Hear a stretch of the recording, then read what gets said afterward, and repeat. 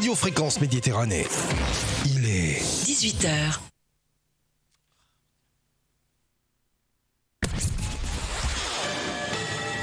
Radio Fréquence Méditerranée. Il est 18h. Fréquence Méditerranée. Allez, bonjour à toutes, bonjour à tous. Encore un petit souci sur le générique pour démarrer notre émission. On l'a eu hier soir. C'est du direct, vous le savez, c'est comme ça que ça se passe.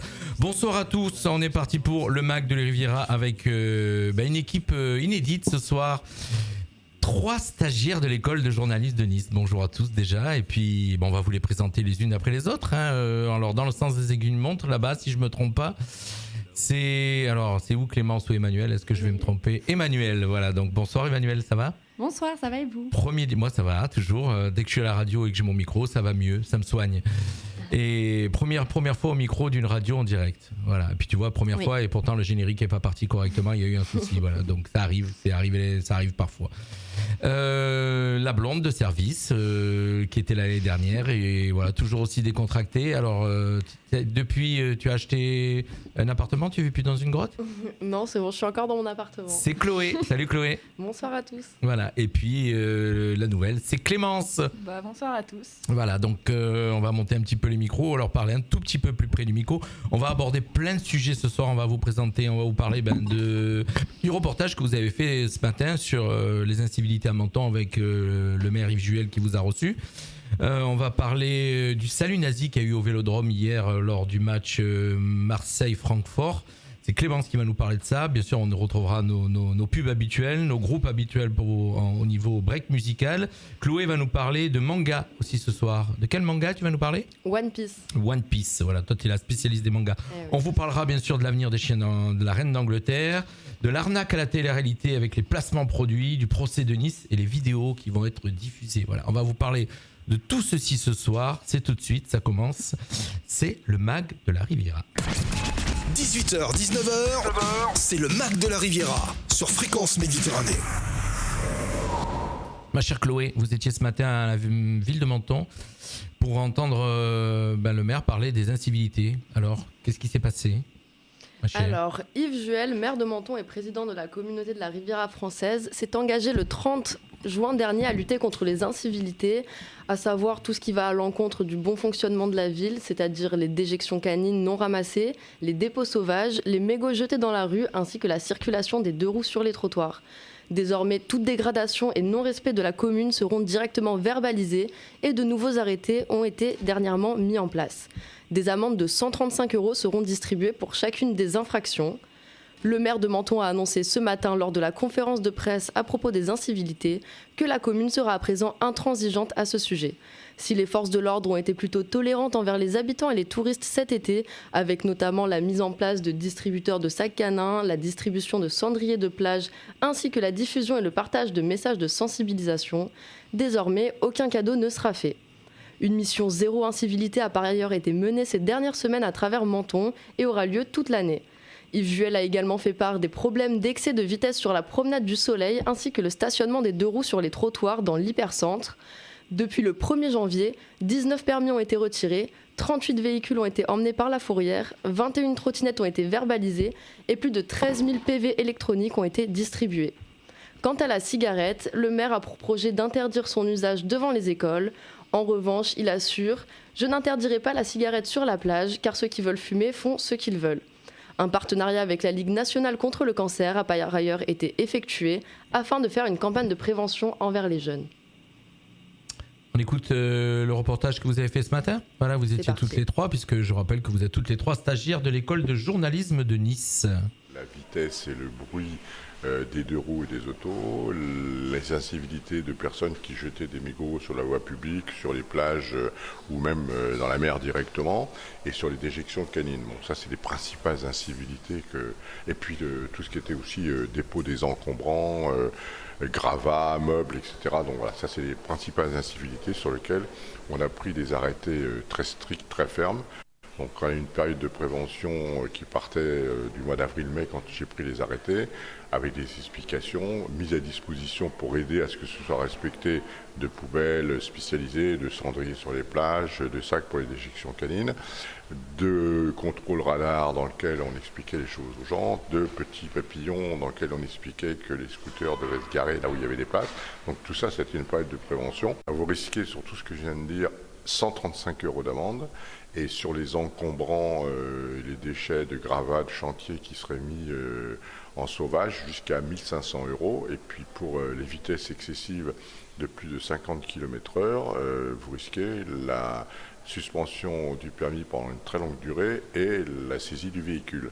On s'aperçoit qu'il y a eu des efforts de fait, mais qu'il faut qu'on passe à une phase maintenant beaucoup plus dure. Donc on a fait une grande campagne d'affichage qui démarre aujourd'hui pour resensibiliser les gens. On va parler dans les magazines, on va parler grâce à vous sur les médias.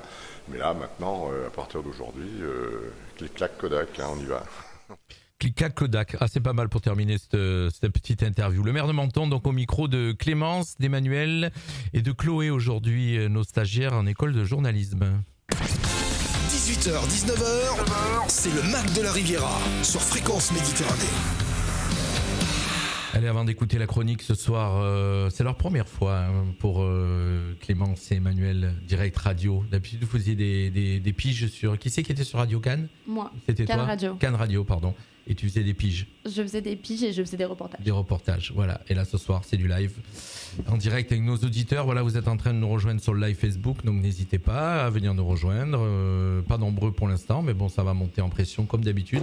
Et je vous rappelle que pour l'instant, vous pouvez nous écouter sur le DAB, le numérique de Cap d'Aille jusqu'à Bordighera et sur nos applications mobiles. Et puis, bien sûr, sur le web, www.fmradio.fr.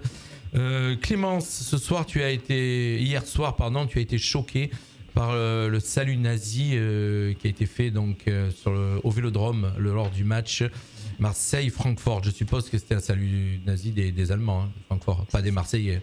Bah, il y en a eu aussi du côté marseillais, c'est un peu le débat qui fait... D'accord, c'est ce que tu vas me présenter là. Voilà, c'est ça. Alors, qu'est-ce qui s'est passé exactement ? Puisque tu vois, c'est quelque chose que j'ai pas pu suivre, j'étais pas au courant. Alors, après les violences à l'Alliance Riviera ce week-end, le football français aborde les matchs européens avec prudence et avec un dispositif renforcé. Classée à risque maximal, la rencontre entre l'OM et Francfort s'est déroulée dans un climat bouillant à l'Orange Vélodrome. Dans le centre-ville de Marseille, le dispositif de sécurité mis en place par la préfecture de police a empêché les débordements. À 11h, les premiers supporters allemands arrivent au nombre de 300. Vêtus pour la majorité de t-shirts noirs, ils prennent position et enchaînent les bières dans le calme. L'endroit est quadrillé par la police. Malgré la présence de supporters marseillais autour, l'ambiance est relativement détendue en début d'après-midi. Certains établissements ont préféré fermer, comme les écoles à proximité du stade Vélodrome. 2 heures avant le coup d'envoi, les premiers fans de l'Eintracht Francfort pénètrent dans le parcage visiteur de la tribune Jean-Bouin. Les CRS présents font usage de gaz lacrymogène. Des détonations se font entendre à répétition, des fumigènes sont balancés entre le virage nord et le parcage allemand et des saluts nazis sont perceptibles. C'est ce qui s'est passé hier au Vélodrome. Ça, c'est dommage. Chaque fois, ça se passe au Vélodrome. Pourtant, moi, je suis un supporter de l'équipe de Marseille. C'est dur d'entendre ça. Et ils ont perdu. Et ils ont perdu en plus. Ouais, bah ça, effectivement. Ça, c'est dur pour moi. Tant pis, c'est comme ça. Merci à tous de nous rejoindre. Alors, je vais essayer de faire les partages Facebook, mais depuis que Facebook a changé de format, en fin de compte, je ne sais pas si vous avez vu sur les pages Facebook, c'est différent maintenant quand on a une page. Il faut aller sur sa page, on ne peut plus la gérer de son compte, il faut aller directement sur la page. Donc, du coup, c'est très compliqué pour partager dans les autres groupes. Vous n'avez pas vu ? Faites pas attention. Mais c'est vrai que vous n'êtes pas génération Facebook. Excusez-moi, je sais que vous êtes génération Instagram. Il faut faire les lives sur Instagram. Ouais, mais c'est compliqué Instagram pour moi. Je suis pas tout jeune. Allez, on fait un petit break musical. On se retrouve juste après, le temps d'arriver à faire les partages. Le groupe Miss America, pour ceux qui connaissent, groupe mentonné qui s'est séparé maintenant il y a une petite année, juste après le confinement, mais qui était un très très bon groupe de rock à Menton. Voilà, et c'est pour ça, moi je suis toujours nostalgique de ce groupe, et c'est pour ça que j'aime bien vous l'écouter et vous le faire écouter tout de suite sur Radio Fréquence Méditerranée. L'artiste découverte du jour. C'est tout de suite sur Fréquence Méditerranée.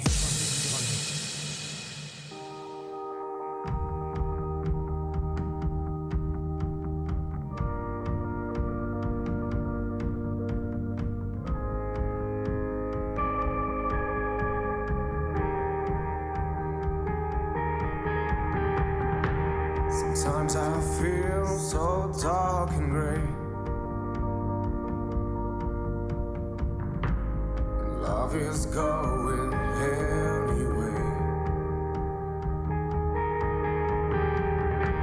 I know you don't belong to me, and I can't give you guarantee. And I die and I wait, so I try to say and walk away, walk away. Sometime with you I used to be another man you couldn't see. But babe, I just want you to know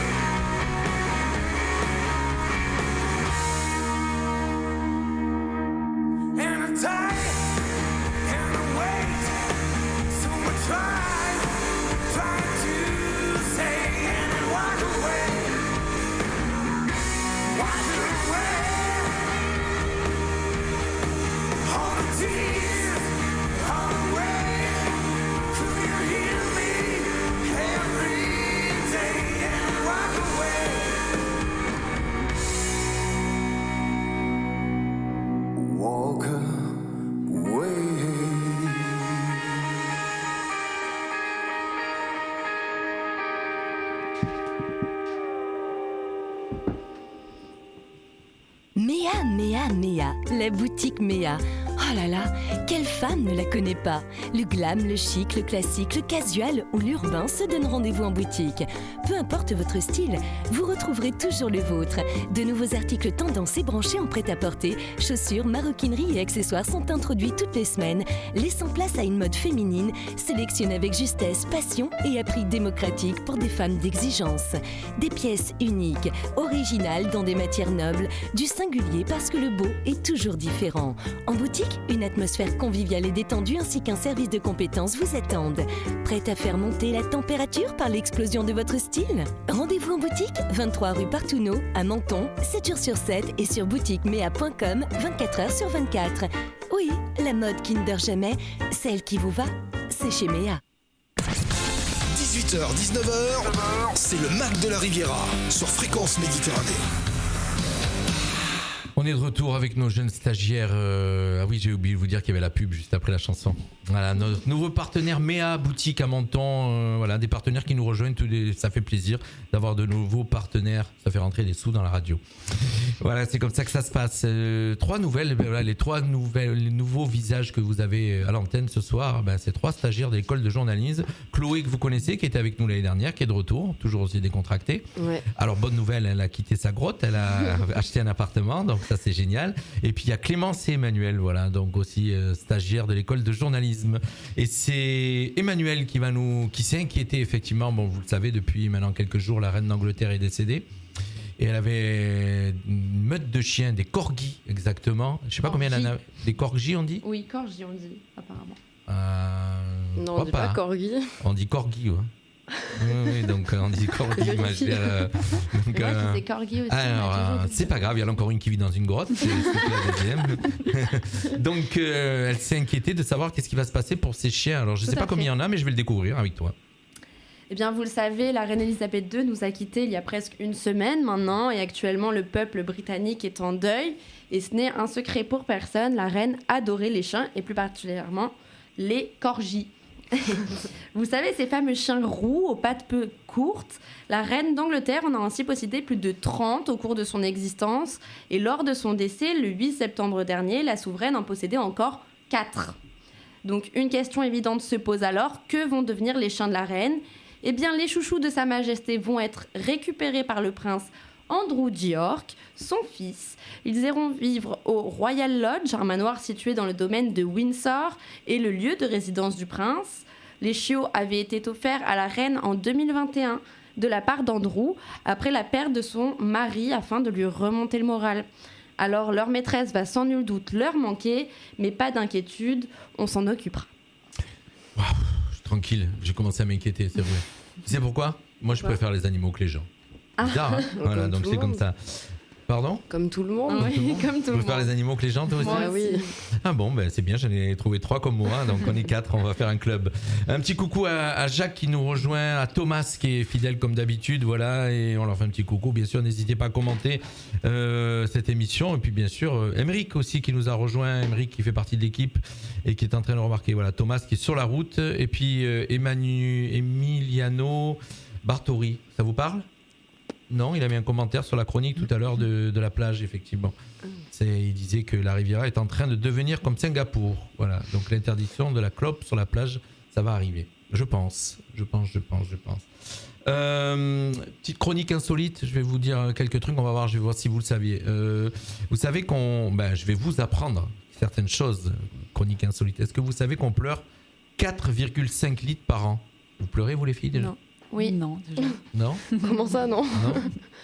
Oui. Alors, les êtres humains sont les seuls mammifères qui versent des larmes causées par des émotions, admettons généralement, mais les larmes servent aussi à humecter les globes oculaires. 4,5 litres par an. Ça fait Il y en a qui pleurent, ça va dépend, il y en a qui pleurent plus que d'autres. Oui, bah oui. Style, par exemple, ceux qui regardent les feux de l'amour, ils pleurent beaucoup plus, c'était le matin. Ouais, c'est vrai. Mais plus tu vieillis, plus tu pleures. Tu le savais ? Ah bon ? Ah, moi je pensais que c'était l'inverse. Non, je pleure plus qu'avant. Ah ouais ? Ouais, je suis beaucoup plus émotif et sensible qu'avant. Que quand j'étais jeune, je m'en foutais de beaucoup de choses. Et maintenant, non. Les rats consomment 1/5 des ressources alimentaires du monde. C'est énorme. Les rats ? Les rats. Ouais, c'est incroyable. Hein, le nombre phénoménal de rats, un rat par habitant à Paris et sur toute la planète.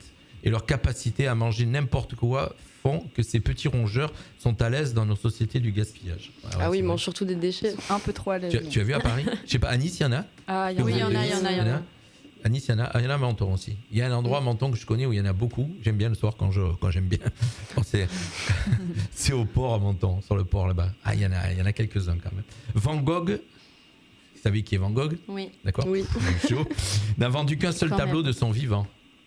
Oui, ça je Ouais. savais. Voilà. De son vivant, le peintre Vincent Van Gogh n'atteignit jamais la célébrité, lutta pour gagner sa vie en tant qu'artiste. Il ne vendit qu'un seul tableau, Vignoble Rouge. Ce tableau se vendit 400 francs à Bruxelles, quelques mois seulement avant sa mort. Ouais.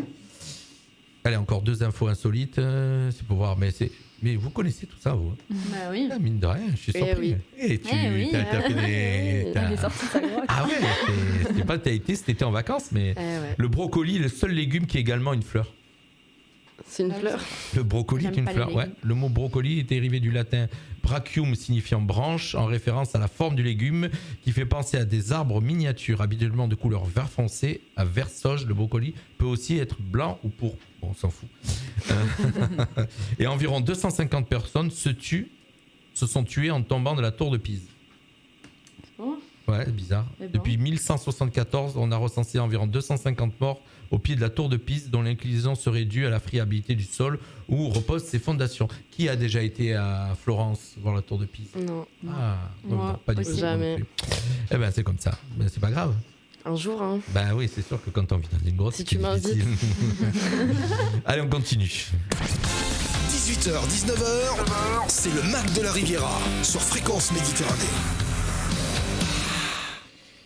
Je viens de la reine d'Angleterre. Ah, c'était génial. 18h20 déjà. Ouh là là, il va falloir qu'on passe de la musique, on va trop vite ce soir. Puisque c'est une émission spéciale ce soir, le Mac de la Riviera. D'habitude, on est avec une autre équipe. Mais là, exceptionnellement, on redémarre la saison. Et sur ce soir-là, je voulais avoir avec moi les 3 stagiaires de l'école de journalisme pour leur faire du direct. On peut se permettre de faire du direct, vous le savez très bien, puisque on est une radio non commerciale. Donc on fait un petit peu ce qu'on veut. Et c'est la chance qu'on a. Voilà. Donc, malgré qu'on soit diffusé à pas mal d'endroits, on profite pour faire débuter. D'abord, c'est toujours pareil, quand tu vas quelque part, on te dit, vous avez de l'expérience? Ouais, mais si tu n'essayes pas, tu n'auras jamais d'expérience. C'est pour ça que j'ai pas de travail. D'accord. Je pense pas que c'est que pour ça, mais bon. Tu voulais nous parler de manga ce soir, ma chère. Alors, Exactement, je vais parler du manga le plus vendu de notre ère, One Piece, avec près de 500 millions d'exemplaires écoulés partout dans le monde. Ça fait 25 ans cette année qu'il est publié quotidiennement et le tome numéro 102 est sorti aujourd'hui. Pour cette occasion, l'éditeur français de One Piece, Glénat, a lancé une nuit spéciale hier soir. Donc en quoi consistait cette nuit spéciale ? C'est un événement qui a commencé à 19h dans des centaines de librairies à travers la France, dont les Alpes-Maritimes. On retrouvait au programme de nombreuses animations, des lives en partenariat avec la web TV Le Stream, retransmis sur la chaîne Twitch Glénat, auxquels ont participé des influenceurs et aussi des journalistes. Mais ce n'est pas tout, il y a également eu la mise en vente en avant-première du 102e tome du manga dès 22h le soir même. Une frise exclusive de 1 mètre qui représente les 50 personnages préférés des lecteurs a été offerte en cadeau pour chaque achat du tome lors de cette nuit spéciale. Une collecte de dessins par des fans a aussi eu lieu et va être envoyée aux dessinateurs de One Piece. Dans les Alpes-Maritimes, l'événement a pris place au Cultura de Nice, dans lequel il y a eu une chasse au trésor, un karaoké et une bataille navale. La soirée s'est aussi déroulée au Cultura de Mandelieu, à Antibes chez Dernier Rempart, où des lots étaient à gagner, et a également été relayée à la librairie du Dé à Beau-Soleil. Voilà, ça a été vite. Hein. J'étais perturbé là. Comme je gère la technique aussi en même temps, j'étais en train de préparer autre chose derrière. Donc, cette manga One Piece. Toi, tu es fan de manga? Oui, mais Non, plus trop en ce moment. plus trop? Ah, ça y est, tu as passé le cap. Oh, depuis. Tu as mûri. C'est ça? C'est devenu bien les adulte. mangas. Tu vois, je sais pas, Clémence, tu regardes les mangas? Pas du tout, mais Pas mes du frères, tout. oui, donc je Tes connais un frères peu. Et Emmanuel? Pas du tout. Pas du tout manga. Ah, Pas donc non plus. Jean-Luc, pas du tout manga. Déjà, c'est plus mon âge. Il n'y a Oh. pas d'âge. Hein. Ouais, remarque, c'est vrai. Mm. J'ai dit une bêtise. C'est vrai, il y a des vieux qui regardent des mangas. Ouais. Mais non, c'est pas mon truc, les mangas. Bon, voilà, qui est avec nous là sur le live, qui nous met des petits commentaires? Émeric Fernand qui nous a rejoint, Fernand Lucas. Salut Fernand. N'hésitez pas à commenter nos 3 stagiaires, notez-les de 1 à 10. On va faire comme l'école des fans. Oh, Mettez-nous une petite note, voir comment ça se passe, ce que vous en pensez. On va se faire un deuxième petit break musical et puis on se retrouve juste après avec un petit peu de pub pour notre partenaire aussi Sport Plaisir dans quelques instants. Allez, deuxième break musical avec aussi pareil, on les a reçus ici chez nous. On l'a reçu chez nous, c'est Olio, un chanteur latino. Voilà, donc vous savez qu'on en reçoit toujours beaucoup pendant la saison et on aura encore plein de surprises cette année. L'artiste découverte du jour. C'est tout de suite sur Fréquence Méditerranée. Cuando me despierto por la mañana, me siento agradecido de tenerte a mi lado. Me siento bendecido. Eres el mejor regalo que Dios me ha dado. Solo quiero besarte y acariciar tu piel.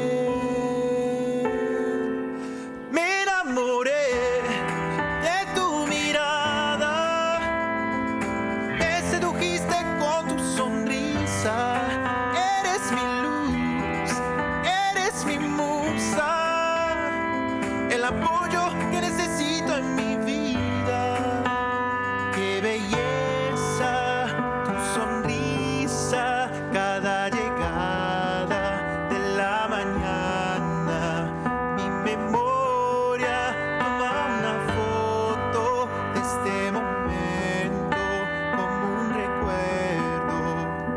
alegre y lindo para siempre dentro mi alma. Eres el mejor regalo que Dios me ha dado. Solo quiero besarte y acariciar tu piel. Me enamoré de tu mirada, me sedujiste con tu sonrisa.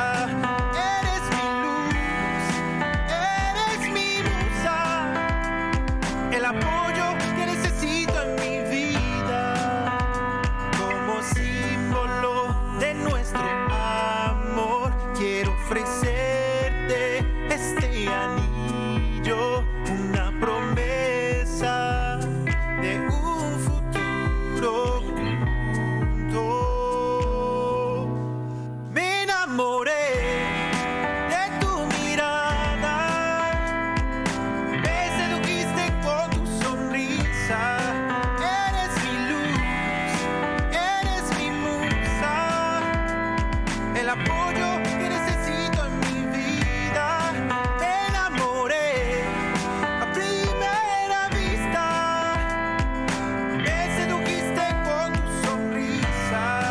Eres mi luz, eres mi musa, el apoyo que necesito en mi vida.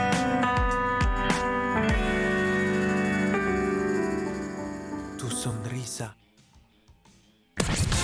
18h, 19h, c'est le Mac de la Riviera sur Fréquence Méditerranée. Vouloir se prendre en main. Vouloir se prendre en main et pratiquer une activité physique régulière, c'est bien. Mais encore faut-il s'y prendre de la bonne manière. Pour écouter son corps et se faire plaisir, c'est Sport Plaisir à Menton. Tapis de course, step, elliptique, rameur, tout y est pour travailler ton cardio. Cours de fitness de 18h à 20h, inclus dans le forfait. Sport Plaisir, c'est un forfait tout inclus à 32 € par mois sans engagement. Ouvert 7 jours sur 7, de 6h à 22h. Sport Plaisir, c'est une salle où le mot convivialité a tout son sens. Sport Plaisir, 70 Val du Carré à Menton. Plus d'infos au 06 60 89 90 15. Sport Plaisir, écoute ton corps. Fais-lui plaisir. Téléphone 06 60 89 90 15. Sport Plaisir à Menton, voilà, nos partenaires aussi. On profite toujours d'en parler. Qui fait du sport ici autour de la table, les filles? Faisais. Ouais, faisait, d'accord. De la salle. De la salle. De la danse? Du basket. Basket, tu faisais du basket? Je faisais du basket. Tu faisais, pourquoi? Parce que ta carrière est terminée. Les ligaments croisés. Maintenant, c'est les études supérieures. il y a D'accord. plus de temps. Oh oui. Vous êtes en troisième année, je crois. C'est le diplôme cette année de C'est journaliste. On va profiter. On vous interviewe. À vous, du coup. Toi, donc, diplôme de chers auditeurs, écoutez bien. J'ai 3 stagiaires avec moi ce soir pour réaliser cette émission en direct. C'est la première fois qu'elles font du direct. Clémence et Emmanuel. Chloé était avec nous l'année dernière. Elle est accompagnée d'autres animateurs. Mais là, voilà, c'est une équipe de jeunes animatrices qui démarre. Et donc, Clémence, donc toi, tu veux te spécialiser dans quoi dans le journalisme? J'aimerais bien le sport. Le sport. Le foot particulièrement. Le foot, c'est pour ça, oui, tu nous as fait une chronique sur le foot. J'aime bien le foot. Et au foot, quelle équipe tu es? Lyon. Lyon, bon. Lyonnaise. Tant pis pour toi. C'est pas grave. Donc toi, spécialiste. Et toi, Emmanuel, tu aimerais te diriger vers quoi dans le journalisme? Dans le journalisme. Soit la radio, soit le web. Tout ce D'accord. qui est médias sur les réseaux sociaux. Les réseaux sociaux.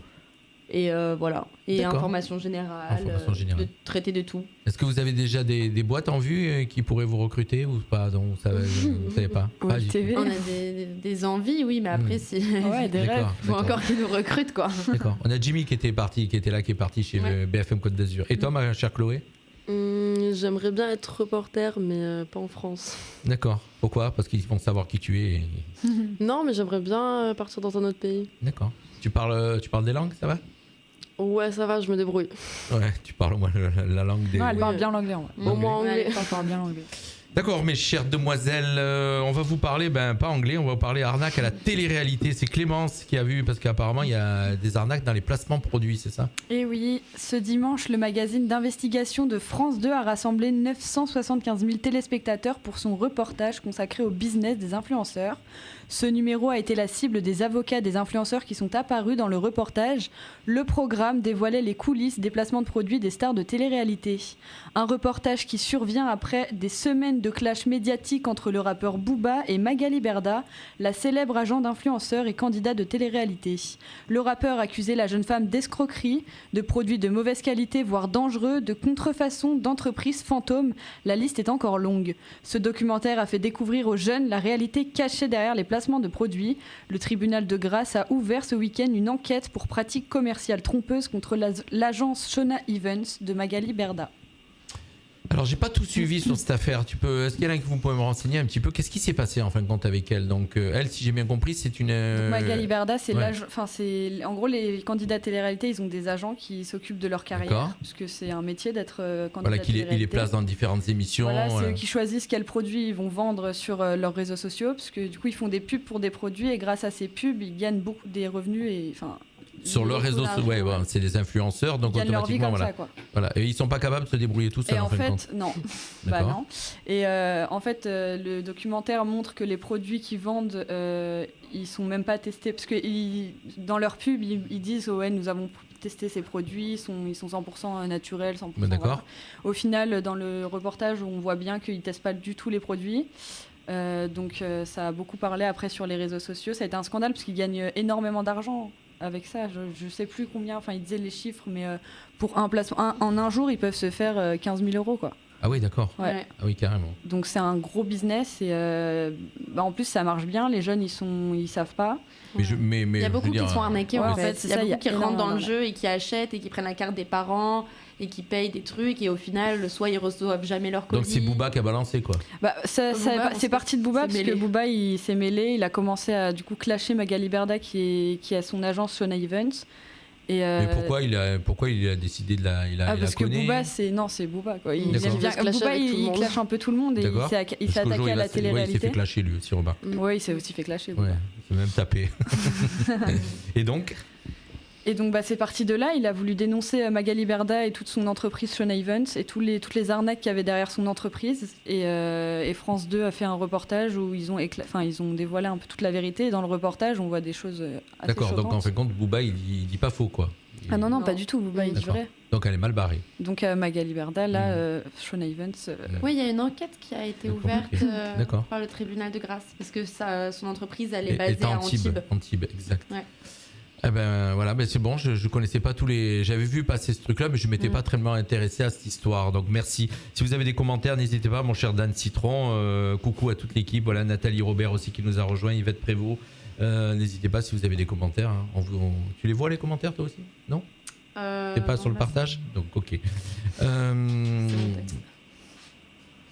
18h33, on est toujours en direct, donc on va vous parler tout de suite derrière. Voilà, ça c'est un sujet important. Le procès des attentats de Nice, en ce moment, ça se passe à Paris, exactement, et pas à Nice, puisqu'il y a vraiment beaucoup de parties civiles. Et donc, si vous voulez nous parler des vidéos qui vont être diffusées, c'est ça ? Oui. Ouais. Des images de vidéosurveillance. Après, on en parlera parce que. Donc, c'est des images extrêmement violentes que annonce le président de la Cour de Paris. Ce jeudi, les images de vidéosurveillance de l'attentat de Nice vont être diffusées lors du procès tenu à Paris depuis le 5 septembre maintenant. Elles pourront être vues par tous, y compris le public et la presse, également dans la salle de retransmission à Nice.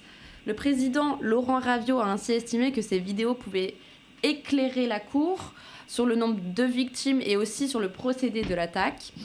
On le rappelle, l'acte criminel commis par Mohamed Laouej Bouolel au volant d'un camion avait fait plus de 86 morts ce 14 juillet 2016, on s'en souvient tous. L'acte terroriste... Malheureusement. Oui, malheureusement. Ouais, malheureusement. L'acte terroriste a été filmé par 20 caméras de vidéo de surveillance de la ville de Nice.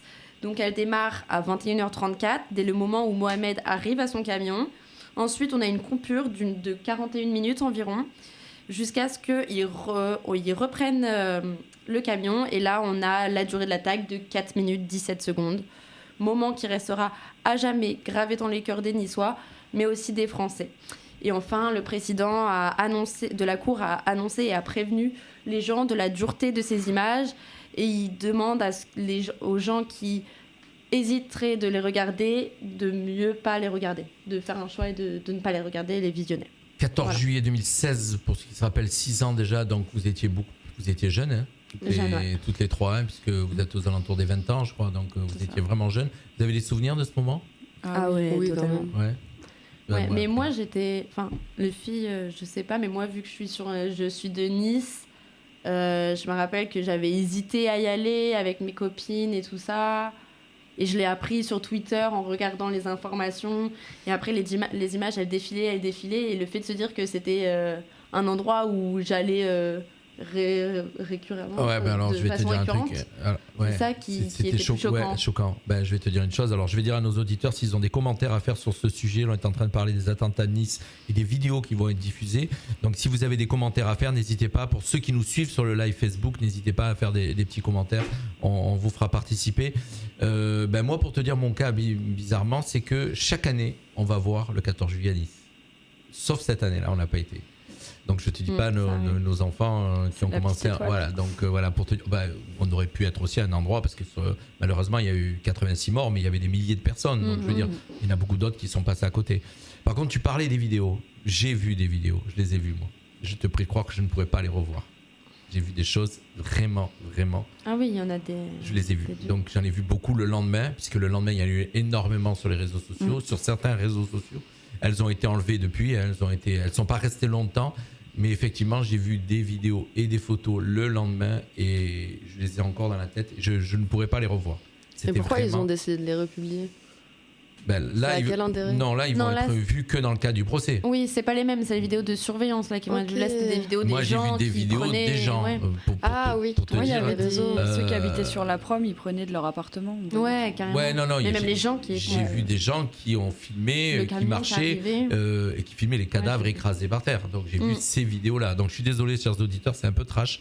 Mais voilà, on est en train d'aborder ce sujet. Et effectivement, j'ai même vu une vidéo, moi, personnellement, où il y a quelqu'un qui est en train de filmer le concert, un concert qui est en train de se jouer, il se retourne avec le camion et le camion lui rentre dedans, quoi. J'ai vu cette vidéo, donc tu peux te croire que c'est choquant. Voilà, donc on vient de parler des vidéos, donc si vous aviez des avis à donner sur ça, vous auriez pu, même si c'était un petit peu trash. Voilà, merci ma chère Emmanuelle. Je me suis pas trompé. Ouais, c'est vrai que c'était ce moment-là, je sais pas comment ça s'est passé. Puis c'est drôle après de revenir sur faire un procès, mais avec des gens. Dire que celui qui a fait l'attentat est décédé, quoi.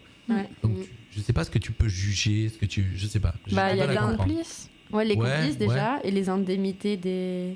Ouais, puis pour les familles, c'est important, ils attendent. Oui, ça au niveau indemnité, je peux comprendre. C'est surtout qu'il y a un barème. Je sais pas si vous avez vu, mais moi j'ai vu qu'il y avait un barème au niveau des indemnités, suivant si tu as été juste choqué ou voilà, il y a un barème. C'est comme ça, c'est au niveau des assurances. J'ai toujours du mal à comprendre quand on dit on veut savoir pourquoi. Les gens qui veulent savoir pourquoi. Je ne sais pas, qu'est-ce qu'on va savoir de plus ? En fin de compte, c'est quelqu'un qui voulait tuer des gens par rapport à un fanatique. Ah oui, il n'y a pas de raison. Qu'est-ce qu'il y a besoin de savoir pourquoi ? On le sait. Voilà, c'est comme ça. Voilà, donc on va faire un peu plus inquiétant. J'ai également vu les vidéos et ces 4 minutes paraissent tellement longues. Oui, effectivement, 4 minutes. Presque 90 morts. C'est impressionnant. Donc on va faire un break plus calme, plus cool avec Madison. Je ne sais pas si vous connaissez Madison, qui s'appelle maintenant D-Rose et qui a changé de nom, qui a fait The Voice Kid, qui était de Menton là, mais elle a fait The Voice Kid saison 2. Vous vous rappelez une petite métisse bouclée, Madison, ça vous parle ? On parle pas ? C'était pas la même.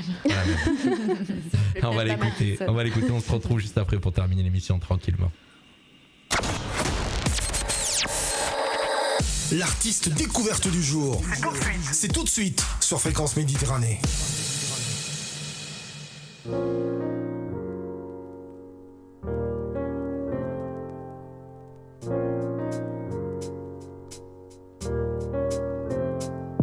Une sombre avenue tard dans la rue, on l'a tous déjà croisé. Sur son visage on aperçoit les souffrances de son passé. À elle le temps ne lui a pas fait de cadeau. Cherche des atouts aux gens qu'elle croise, mais elle sait d'avance qu'ils la laisseront sur le carreau. Un corps sans vie marqué par les séquelles. Elle rêve pour voir un jour cerner son roi. À la manière d'un jeu d'échecs, des cernes sur son visage, dissimulé par le maquillage. Si toute sa vie était un tableau, ce serait un bien triste paysage. Splendide, élégante, elle a tout pour elle. C'est quand le soleil se couche qu'elle rentre dans ce monde parallèle. Virée nocturne jusqu'à très tard. Elle voudrait demander de l'aide aux gens qu'elle aime. Peur des jugements à son égard, parfois elle pleure. Réfléchir, redoute sans cesse quelle serait la réaction de ses parents. De peur qu'il la rabaisse, jamais trop tard pour réécrire l'histoire. Je voudrais pouvoir retrouver son sourire, illuminer son doux visage. Elle avait tout pour elle, tout pour elle. Les marques sur son visage n'étaient pas une fleur pour elle. Elle a pris des virages, des retours, des allées et n'a pas su comment faire. Elle avait tout pour elle, oui, tout pour elle. Les nuits s'enchaînent et se ressemblent. Elle cesse parfois d'y penser, cherche à oublier pour pouvoir se donner bonne conscience comme bon lui semble. C'est sur cette triste avenue que sous les étoiles elle joue un rôle. Elle en est bien consciente. Consommation de médoc, la main lourde à ne plus compter. Blanc comme neige devant des hommes, au cœur froid comme en janvier. Impossible pour elle de se regarder dans le miroir. C'est toutes ces nuits qu'elle envoie un peu de son être au plus proche du corbillard. Ouais, elle a compris les sacrifices qu'il fallait faire pour qu'elle ne perde pas la vie. Ouais, elle a compris les sacrifices qu'il fallait faire pour qu'elle ne perde pas la vie. Sa vie en dépendait, ouais, sa vie en dépendait. Elle a ramassé toutes les pièces qu'elle avait cassées. Elle a appris la haine et l'amour. Elle n'est pas tombée, oh non, elle n'est pas tombée. Jamais.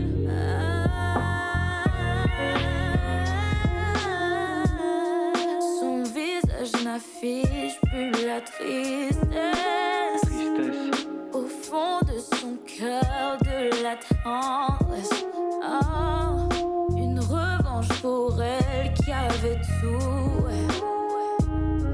Elle lève la tête et vit pour elle. Elle avait tout pour elle, tout pour elle. Les marques sur son visage n'étaient pas une fleur pour elle. Elle a pris des virages, des retours, des allées et n'a pas su comment faire. Elle avait tout pour elle, oui, tout pour elle. Elle avait tout pour elle. Mademoiselle D-Rose sur Radio Fréquence Méditerranée. D-Rose qui s'appelait Madison quand elle a fait The Voice Kids, pour ceux qui connaissent. Et le rappeur, apparemment, il vous parle et vous le connaissez. Non, je peux dire que vous le connaissez. Non, de vue. Vous le connaissez de vue, d'accord, ok. Eh ben, merci à vous les filles d'avoir fait. Alors Jean-Luc, les véritables raisons de l'attaque de Nice résident dans le passé familial du terroriste. Merci Emiliano de mettre ses petits commentaires. Voilà, on a des auditeurs qui commentent et c'est génial. Je lirai tout. Ouh là là, il en a mis pas mal de commentaires, donc je regarderai tout ça tranquillement après l'émission, puisqu'on va enchaîner avec une émission tout de suite derrière, avec le retour des sourires et mélodies dans quelques instants, 19h-20h. Sourires et mélodies que vous connaissez. Ils seront que 3 ce soir exceptionnellement. D'habitude ils sont 4. Voire 6 même des fois. Mais là ils seront que 3. On en a perdu quelques-uns en route. Non, vous inquiétez pas, c'est rien de grave. Votre première impression de votre premier direct, les filles, comment ça s'est passé? Bah moi j'ai très bien aimé. Je me suis amusée. D'accord. J'ai trouvé ça naturel, donc c'était sympa. Voilà, c'est pas du France Info. Ouais, c'est ça, c'était cool. C'est cool. Puis surtout, avec des filles que je connais bien, quoi. Ouais. Donc, Chloé, toi, c'était le retour, hein. Toi, tu es tranquille, décontractée. Je suis une habituée maintenant. C'est la femme. Voilà, merci à tous ceux qui nous ont rejoints. Alors, du coup, on arrive en fin d'émission. Il y a plus de gens qui se connectent, mais bon, c'est comme ça.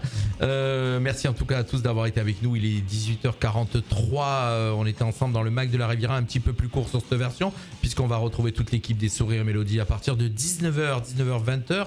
Donc, merci avec nous qui était avec moi pour cette émission. Je rappelle Clémence Jean-Guillot, Emmanuel Depio et Chloé Truffen. Voilà, Truffem, pardon. 3 stagiaires de l'école de journalisme de Nice, voilà, qui ont fait leur premier direct. Merci à tous, bye bye. On se retrouve, nous on se retrouve à 19h avec l'équipe des Sourires et Mélodies. Puis les filles, on vous retrouvera la semaine prochaine, je crois, je sais plus. Oui, c'est mercredi. Ça mercredi prochain avec moi. On aura un invité, tiens, mercredi prochain. Ah, trop bien. Allez, bye bye à tous. Merci. Au revoir. Merci. 18h, 19h, c'est le Mac de la Riviera sur Fréquence Méditerranée.